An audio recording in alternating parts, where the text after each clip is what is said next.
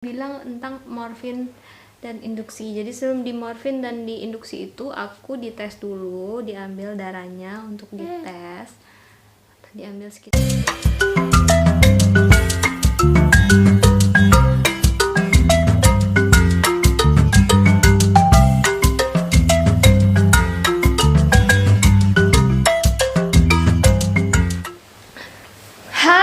everyone, welcome back to our YouTube channel.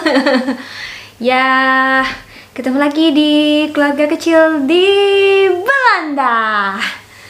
Hari ini Mama sama Stanley kita mau bagi-bagi cerita pengalaman Mama melahirkan di sini ya. Di video waktu itu Mama udah cerita tentang Mama hamil. Di video kali ini Mama bakalan cerita tentang pengalaman Mama melahirkan ya. Oke. Buat teman-teman yang baru bergabung di video kami, perkenalkan kami keluarga kecil di Belanda. Saya orang Indonesia dan tentunya anak saya orang Indonesia juga mix Belanda. Dan suami saya orang Belanda. Perkenalkan kami keluarga kecil di Belanda. Dan buat teman-teman yang selalu tetap stay di video kita, terima kasih. Jangan bosan-bosan support video kita ya. Nah, teman-teman, sebelum nonton jangan lupa di-share dulu dong videonya dan jangan lupa jangan di-skip iklannya, oke? Ya, di video kali ini Mama bakalan cerita tentang melahirkan di sini. Jadi ceritanya Mama itu tepat di hari Kamis. Tanggalnya Mama lupa, udah lupa itu. Hari Kamis kita itu ke Verloskunde karena kita mau planning untuk lahiran lebih awal. Jadi due date-nya itu meskinya tanggal 18 Juli. Tapi berhubung bayi Mama ini kan gede ya. Dan mamanya kecil, jadi Verloskunde dan Mama udah planning mau lahiran lebih awal sekitar tanggal 16. Tepat banget di hari itu pula, malamnya pulanglah kita ke rumah. Tepat jam 2 malam di hari Kamis, malamnya jam 2 malam Mama tiba-tiba pecah ketuban. Jadi planning yang kita mau lahiran tanggal 16 itu gagal total. Jadi semuanya tidak sesuai rencana. Jadi air ketubannya udah pecah, alias water gebroken kalau di sini. Terus Mama agak panik sih awalnya. Apaan kan? Karena ini melahirkan pertama kan. Jadi pas Mama cek itu bener-bener kayak tiba-tiba kita nggak bisa kontrol, airnya keluar sendiri. Terus dia kayak sedikit agak slime. Terus panik dong ya. Terus langsung cepet-cepet bangun dari tempat tidur karena itu aku tepat lagi tidur keluar air ketubannya itu pecah itu pas aku lagi tidur. Mungkin dia udah tenang-tenang banget ya, udah ditendang-tendang banget ini sama si Stanley. Terus suamiku juga shock kan karena aku tiba-tiba berdiri dari tempat tidur. Terus aku cek, ini air, kataku, air apa nih, pecah. Terus ya udahlah.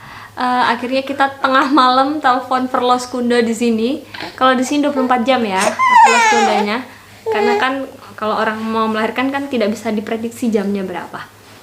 Jadi suamiku telepon ke Verloskunde, terus Verloskundenya bilang kita tunggu sampai besok. Ada kontraksi nggak? Masalahnya waktu aku pecah ketuban itu tidak ada kontraksi. Jadi kita tunggulah sampai besok, sampai 24 jam kata Verloskunde. Terus kepaksalah kita harus tunggu sampai 24 jam. Tapi Verloskundenya datang besok paginya untuk cek air ketuban aku masih oke atau enggak. Cuma udah dikasih tahu sama Verloskundenya kalau air ketubannya itu yang penting tetap oke. Kalaupun warnanya sedikit pink itu karena udah campur darah, it's okay, asal jangan sampai kayak hijau gelap gitu karena itu udah bercampur dengan pupnya dia.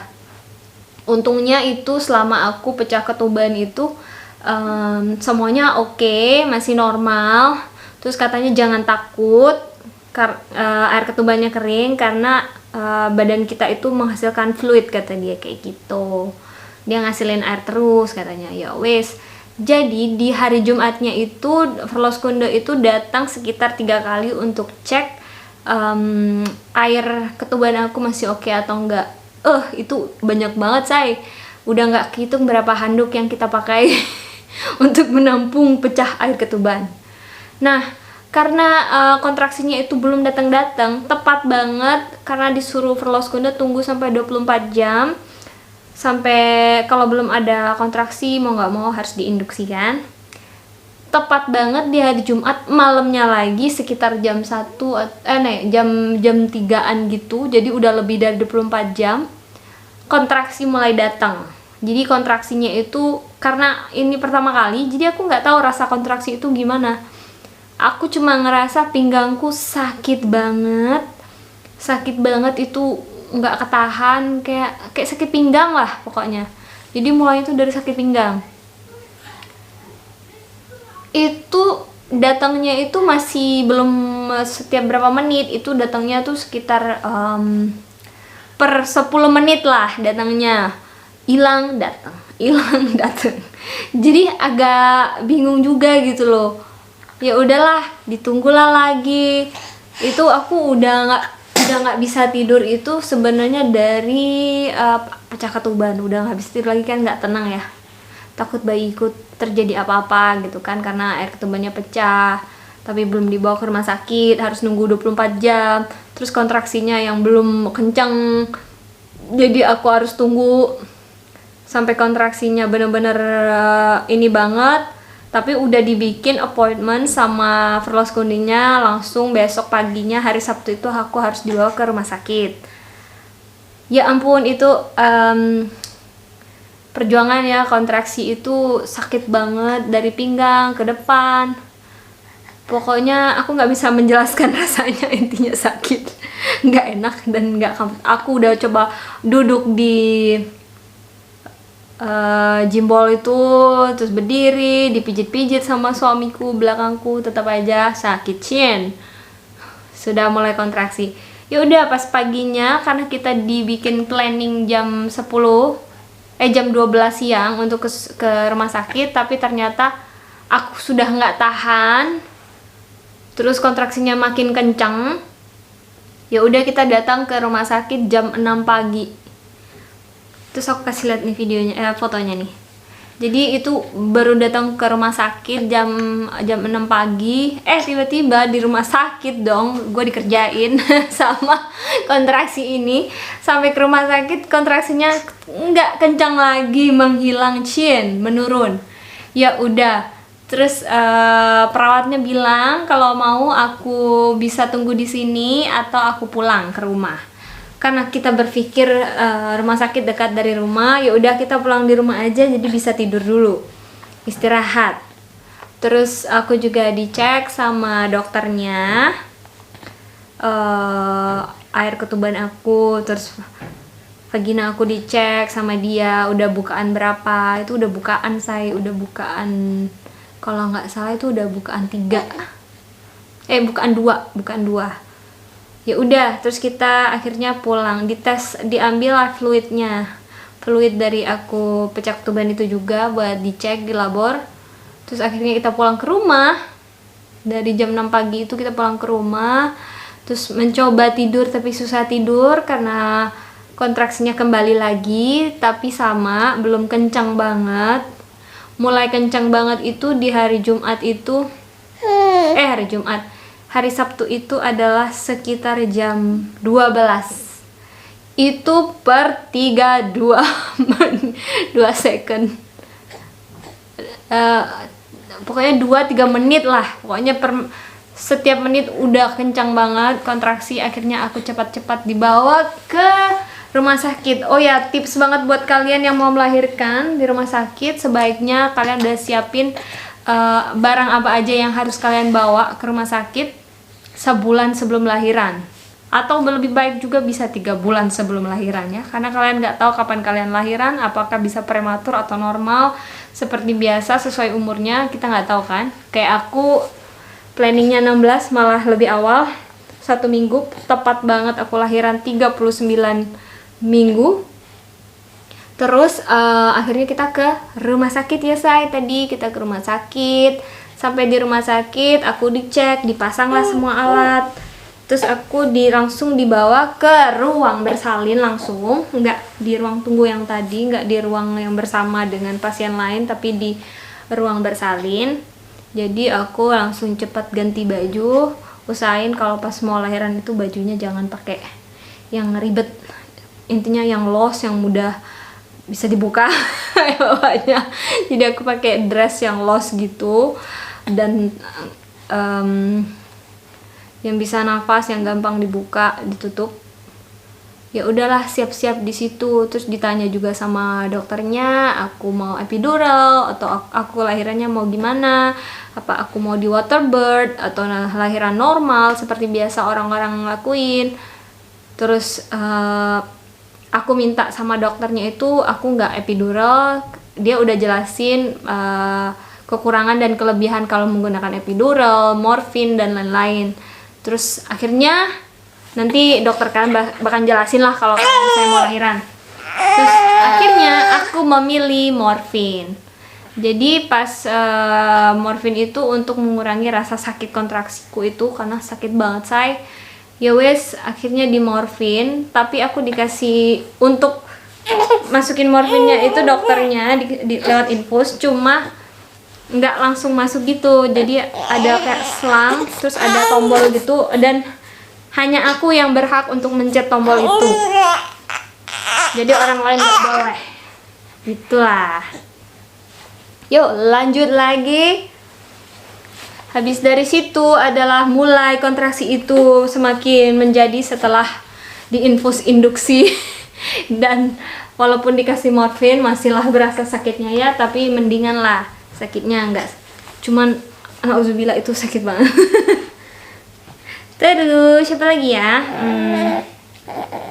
Sebentar ya, aku sambil kasih susunya si Stanley. Ini sayang.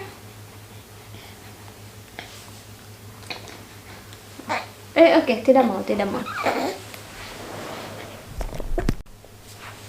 Yes guys, lanjut lagi. Anaknya nyusu dulu tadi.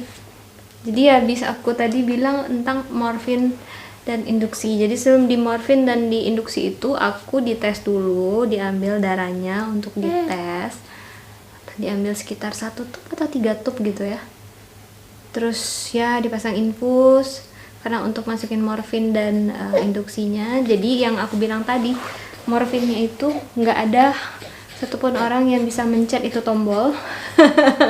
Hanya aku sendiri. Tapi aku jadi kayak edik gitu loh waktu aku melahirkan itu, waktu proses melahirkan, karena sakit banget, karena diinduksi ya, jadi itunya kontraksinya makin banyak lagi. Jadi aku tuh kayak panik gitu loh kalau misalnya kok nggak hijau, kenapa nggak hijau ini lampunya, kan dia berapa menit gitu kan, aku udah nggak mikir lagi tuh, itu udah kayak ngefly gitu loh. Udah ngefly. Terus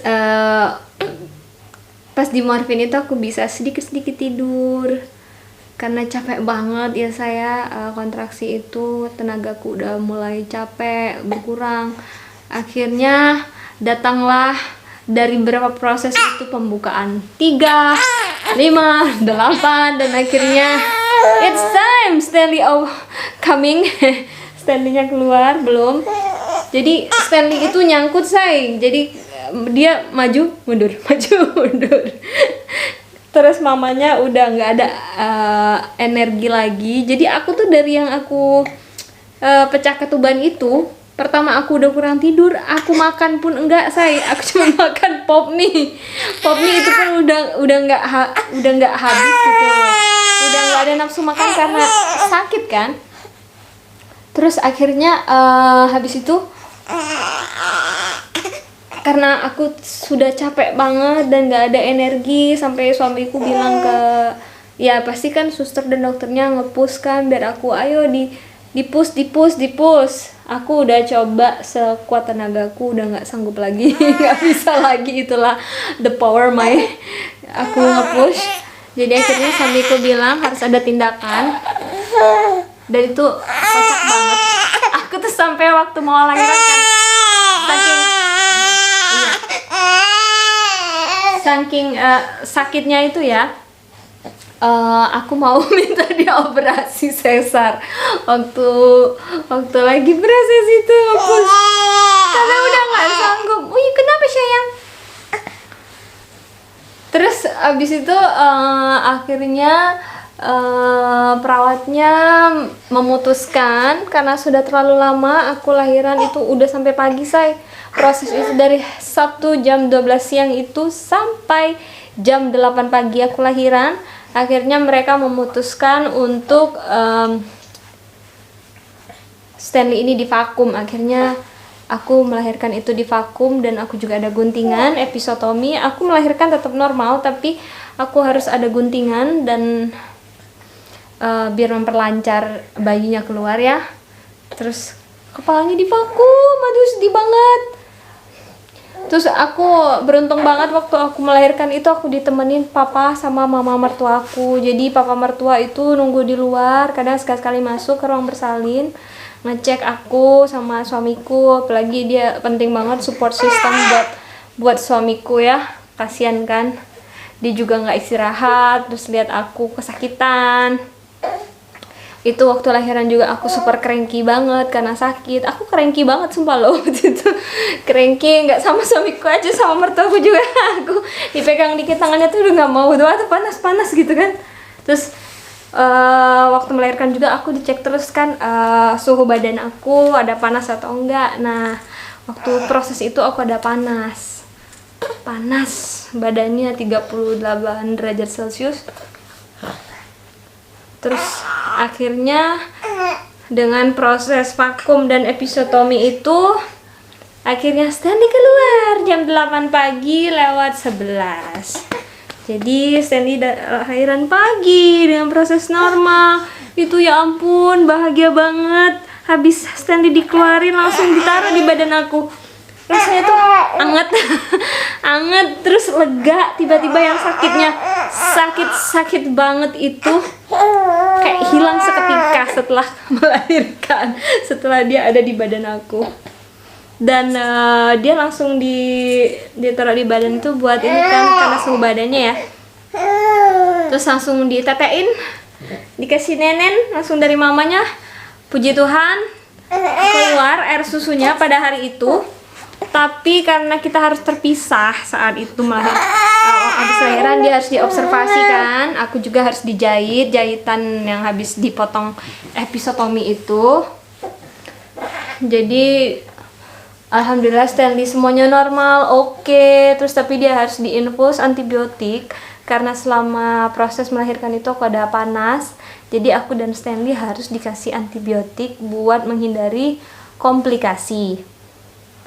Terus kita tidurnya masih terpisah, jadi Stanley khusus di ruangan bayi selama 3 hari dan aku langsung dipindahkan setelah kelar dijahit, dibersihin, aku dipindahkan ke ruang istirahat ya, bukan di ruang bersalin lagi, di ruang rawat inap. Kita ditaruh di kamar suite room gitu, dia kayak hotel banget, bagus loh. Rumah sakit di Flevozigan House aku lahiran ya, itu bagus banget dan pelayanan juga oke. Terus ya udah itu aku sama suami tinggal rawat inap di kamar suite room itu 3 hari ya, 3 hari karena aku juga kondisinya udah oke saat itu. Jadi aku harus pindah ke ruang lainnya yang bareng sama orang lain. Nah selama di kamar suite room itu habis lahiran itu ya, aku nggak bisa tidur habis lahiran itu, semalaman belum bisa tidur. Gila itu kekuatan ibu. Walaupun nggak makan, kurang tidur dari hari Kamis sampai lahiran hari Minggu tetap kuat. Jadi kata dokternya sih karena itu masih ada adrenalin selama lahiran. Jangan ditarik mas, aduh rambutku ditarik. Jadi makanya belum bisa tidur. Terus dicek juga, aku diinfus sama antibiotik. Stanley juga suamiku dan aku ngecek si Stanley itu, aku selama 3 hari selama habis lahiran kan aku belum bisa jalan ya, jadi aku ke kamar Stanley itu masih didorong, masih di tempat tidur, dan itu belum mandi. Hari kedua aku baru bisa mandi, tapi aku udah bisa berdiri walaupun masih gemeteran habis lahiran itu kayak shaking gitu loh, walaupun itu lahiran normal. Kan energinya ya. Terus apa lagi ya, habis itu kita cek berapa jam ke Stanley, dan tiba-tiba saya dari yang awal waktu lahiran itu kan susuku keluar, susuku nggak keluar dong, macet, susunya macet. Jadi turun susu itu hari ketiga baru turun.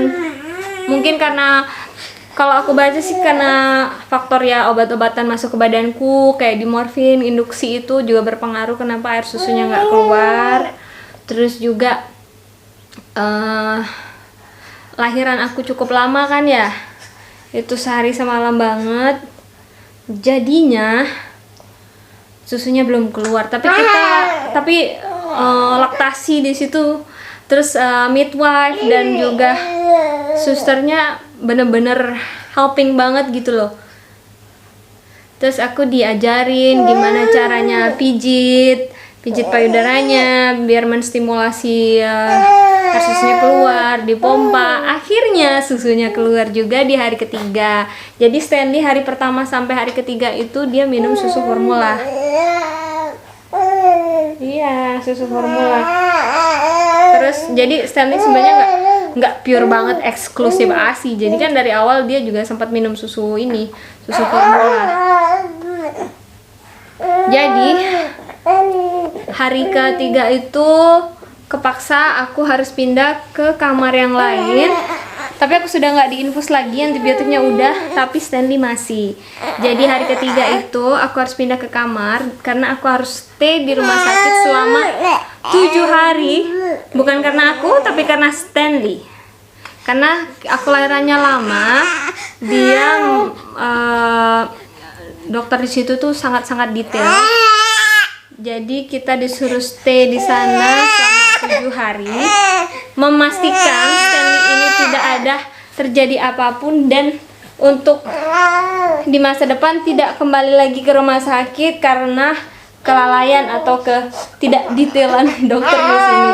Jadi dokter di sini sangat detail. Kalau belum ini better stay di rumah sakit selama lebih lama. Jadi kita stay lah di rumah sakit 7 hari. Tapi sayangnya papanya tidak boleh menginap lagi. Jadi cuma di suite room itu yang disediain tempat tidur buat papanya juga. Bentar ya. Mau bobo anaknya ya? Mau bobo ya? Mau. Halo guys, sebelum aku berlanjut cerita aku tadi. Jadi aku di suite room itu fasilitasnya lengkap banget kayak di hotel. Jadi kamar mandinya sendiri, terus disediain tempat tidur untuk suami kita juga, dan jelas tempat tidur kita juga. Terus ada lemari, terus ada changing room buat ganti diaper baby, dan ada wastafel juga yang pribadi di situ. Terus di hari ketiga itu akhirnya kita dapat kabar dari dokternya, karena dokter di sini detail yang kata aku tadi. Jadi harus stay lagi di rumah sakit karena mereka mau memastikan Stanley benar-benar oke, tidak ada komplikasi untuk di kemudian harinya. Jadi kita stay lebih lama lagi, menjadi 1 minggu di rumah sakit. Tapi suamiku nggak bisa join dikarenakan hanya ibu dan anaknya aja yang boleh stay di rumah sakit. Jadi jatah bapaknya harus pulang deh. Harus pulang, dan papanya juga harus ambil baju lagi karena kurang kan baju aku sama bajunya Stanley, karena kita cuma prepare buat 3 hari aja. Terus nah hari keempat itu hari keempat, di hari ketiga itu juga Stanley udah bisa tidur sama aku. Jadi Stanley sama mama. Nah kalau di sini rumah sakit di sini kalau anaknya harus tidur di rumah sakit, ibunya nggak boleh pulang. Jadi harus bareng sama anaknya, mereka nggak mau pisahin. Nah kita pindahlah ke kamar standar biasa di rumah sakit. Jadi aku satu kamar itu ada 2 tempat tidur, satu untuk orang lain. Sayangnya bapaknya nggak bisa tidur di tempat tidur itu buat pasien berikutnya. Nah untungnya pas aku pindah ke kamar itu nggak ada yang nempatin kamar itu, jadi cuma aku aja. Jadi kamar standar tapi berasa tinggal sendiri juga di situ karena lebih privacy juga ya, karena kan kamar mandinya bareng, tapi berhubung nggak ada pasien yang lain jadi aku tinggal sendirian di situ. Fasilitasnya sama, cuman lemarinya aja bareng ya, bareng buat 2 orang ya. Terus di hari keempat itu aku kena baby blues. Nah di hari keempat itu aku kena baby blues. Awalnya aku nggak percaya sih tentang baby blues ya, tapi ternyata itu ada Jadi baby blues aku kena itu, mungkin aku shock karena hari pertama sekali, di hari keempat aku sendirian untuk jaga Stanley ya. Terus Stanley kan karena lambungnya masih kecil, jadi dia nyusunya setiap 1 jam sekali, dan itu susuku lagi sedang berproduksi, jadi dapatnya tuh masih sedikit banget. Jadi setiap berapa jam aku harus ngebel susternya untuk kasih susu buat Stanley itu. Oh my god, jadi kayak ribet deh pokoknya aku nggak nyaman saat itu, udah nggak betah lagi di rumah sakit ya. Terus mana aku sedang produksi susu, jadi terus yang di bawah kan ada jahitan belum sembuh, jadi atas bawah sakit, terus badan semua setelah lahiran itu berapa hari linu-linu semua, sakit semua badannya. Terus mana pagi itu agak little bit shock karena Stanley kan diinfus, terus karena infusnya udah nggak bagus harus diganti yang baru, jadi dicarilah, harus bikin infus baru kan di tangannya, terus nggak dapet 2 kali, diulang lagi sampai ketiga kali baru mereka dapat aliran darah, urat nadinya buat si Stanley.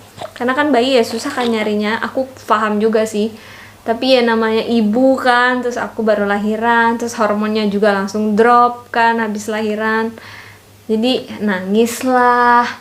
Terus udah gitu malamnya juga Stanley kan harus dipotong tuh tong rimnya itu, tongetai kalau bahasa Inggrisnya ya. Jadi yang di bawah lidahnya itu kepanjangan, jadi jadinya pendek, harus dipotong. Pas di situ juga aku, karena 1 hari itu too much buat aku kan, jadi aku nangis. Bener-bener sensitif, cranky, mudah marah, gampang banget iritan, pokoknya marah-marah terus lah sama suamiku juga. I'm sorry. Terus ya hari berikutnya juga mertuaku juga besuk, balik lagi ke rumah sakit buat besuk aku. Ada temen akrabku juga, Vivian juga besuk 1.